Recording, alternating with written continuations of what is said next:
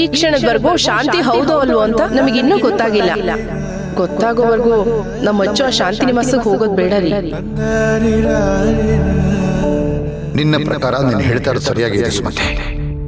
ಆದ್ರೆ ಈಗಾಗಲೇ ಸುಶಾಂತ್ ಅವರು ನಮ್ಮ ಮೇಲೆ ಬೇಜಾರು ಮಾಡ್ಕೊಂಡು ಕೋಪದಲ್ಲಿದ್ದಾರೆ. ಅವ್ರನ್ನ ಹೇಗೆ ಸಮಾಧಾನ ಮಾಡೋದು, ಅವ್ರ ಅಭಿಪ್ರಾಯನ ಹೇಗೆ ಬದಲಾಯಿಸೋದು ಅಂತ ಗೊತ್ತಾಗ್ತಾ ಇಲ್ವೇ?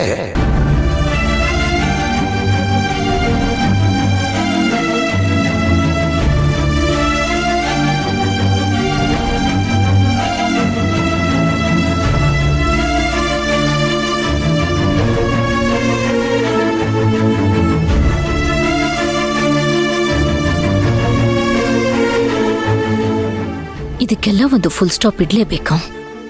ಒಂದು ಸರಿಯಾದ ತೀರ್ಮಾನ ಆಗ್ಲೇಬೇಕು ಅಂದ್ರೆ ಅರ್ಚನಾ ನಮ್ ಕೈಗೆ ಸಿಗ್ಲೇಬೇಕು. ಅವಳು ಸಿಕ್ಕರೆ ಎಲ್ಲ ತಂತಾನೆ ತೀರ್ಮಾನ ಆಗಿ ಹೋಗುತ್ತೆ. ಅಣ್ಣಂಗೆ ಯಾರೋ ಕಳ್ಸಿರೋ ಫೋಟೋನ ಶಾಂತಿ ಅಂತ ನಂಬ್ಕೊಂಡಿದ್ದಾನೆ. ನನ್ನನ್ನ ಒಡ ಹುಟ್ಟಿದ ತಂಗಿ ಅರ್ಚನಾ ಅಂತ ಅನ್ಕೊಂಡಿದ್ದಾನೆ. ಆದ್ರೂ ಅವನ್ ಮನ್ಸಲ್ಲಿ ಶಾಂತಿಗೆ ಮೋಸ ಮಾಡಬಾರ್ದು ಅನ್ನೋ ಭಾವನೆ ಬಂದಿದ್ಯಲ್ಲ. ಆದ್ರೆ ಇಲ್ಲಿ ನಾನೇನ್ ಮಾಡ್ತಿದ್ದಾನೆ? ನಾನ್ ಮಾಡ್ತಿರೋದು ಸರಿನಾ ತಪ್ಪಾ?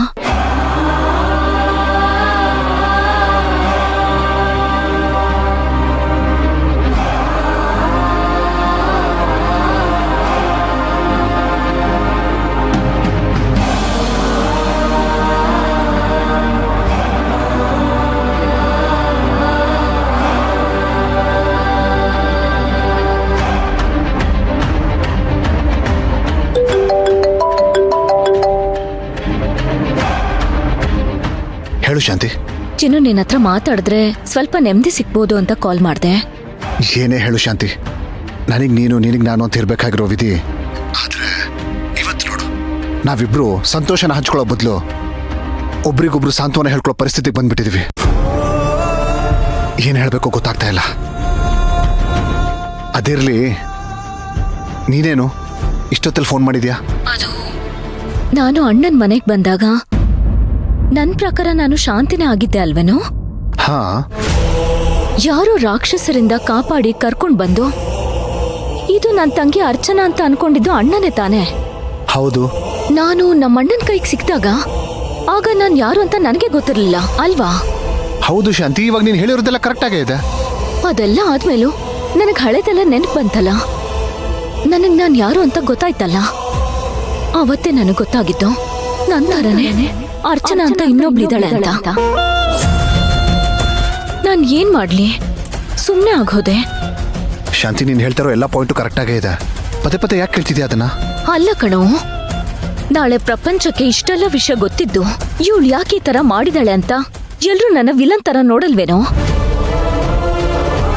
ನನ್ನ ಸ್ವಾರ್ಥಿ ಅಂತ ನೋಡಲ್ವಾ? ನನ್ನ ಎಲ್ಲರೂ ದ್ರೋಹಿ ಅಂತ ಅನ್ಕೊಳ್ಳಲ್ವೇನೋ? ನೋಡು ಶಾಂತಿ, ದಯವಿಟ್ಟು ಹೀಗೆಲ್ಲ ಮಾತಾಡ್ಬೇಡ.